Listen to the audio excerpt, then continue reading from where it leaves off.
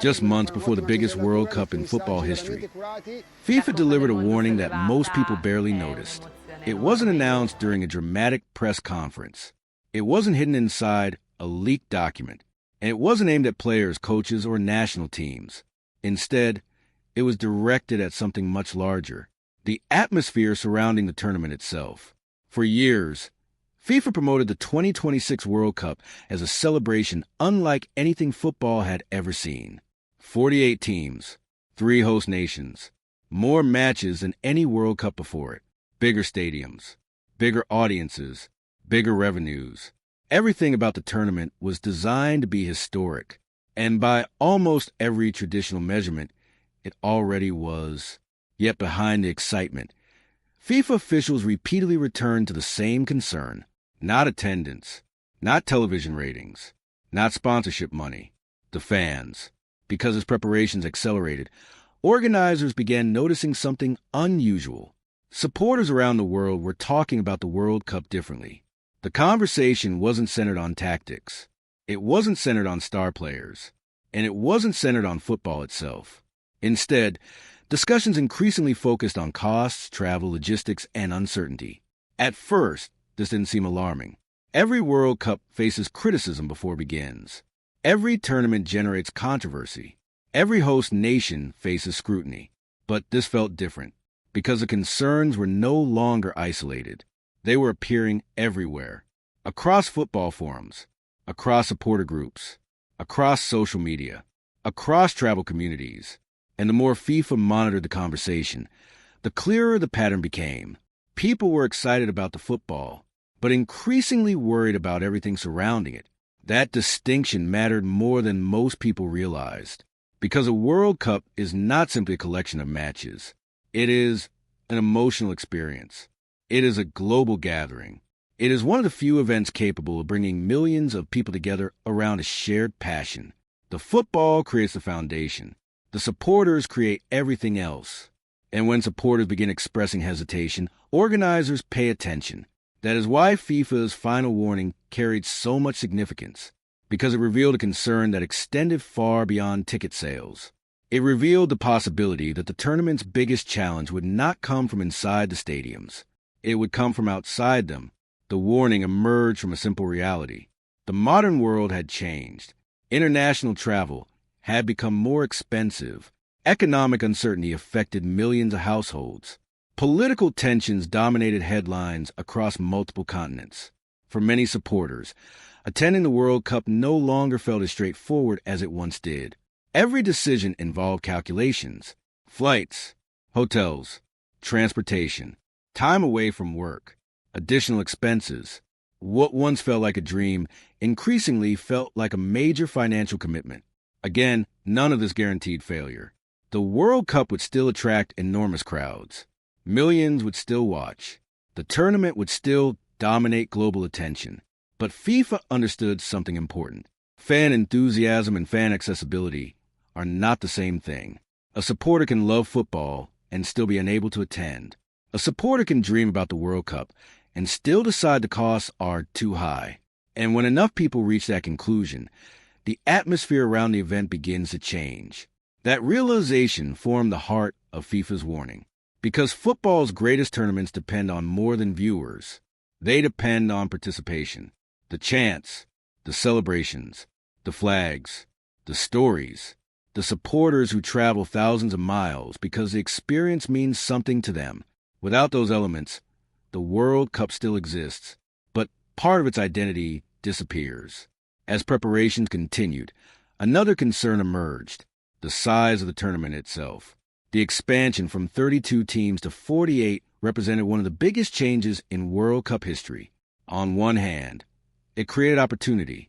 More nations could qualify. More regions could participate. More supporters could experience the tournament. But expansion also introduced challenges. More teams meant more matches. More matches meant more travel.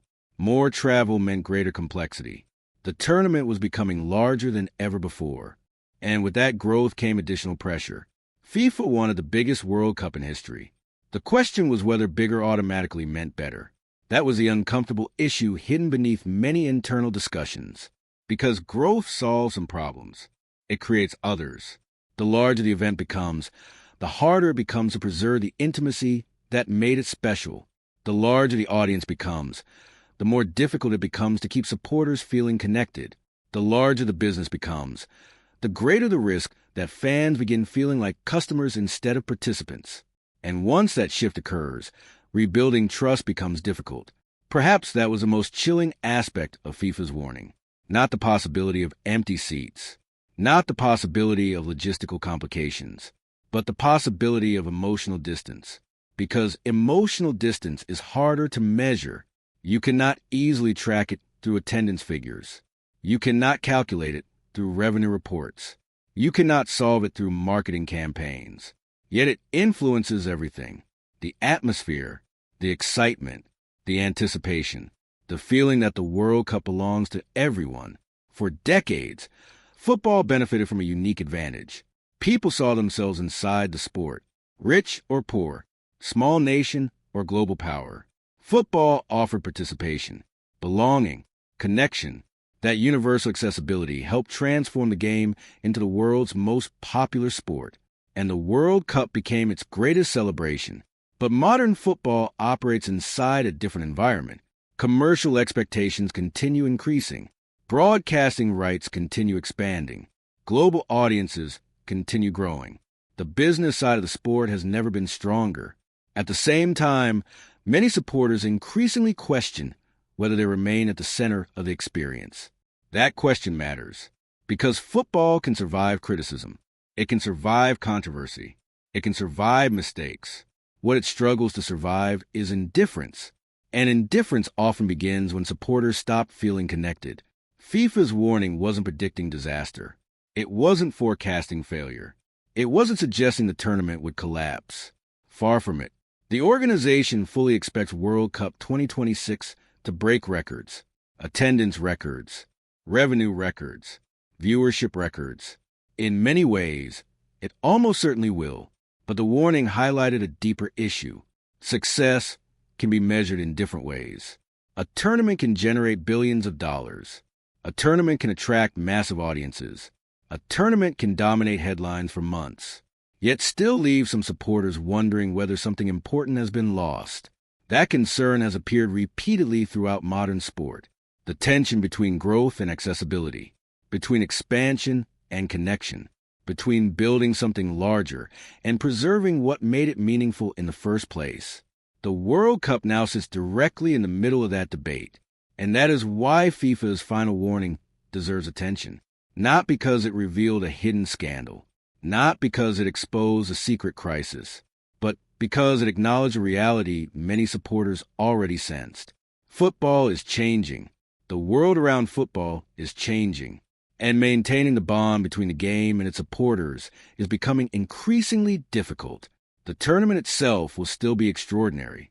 The best players on earth will compete. Historic moments will be created. New legends will emerge. The football will remain beautiful. But FIFA's warning suggested that the future of the World Cup may depend on more than what happens on the pitch. It may depend on whether supporters continue feeling that the tournament belongs to them, because that feeling cannot be manufactured. It cannot be purchased, and it cannot be forced. It must be earned. Years from now, people will remember the goals. They will remember the champions. They will remember the dramatic moments that define every World Cup generation.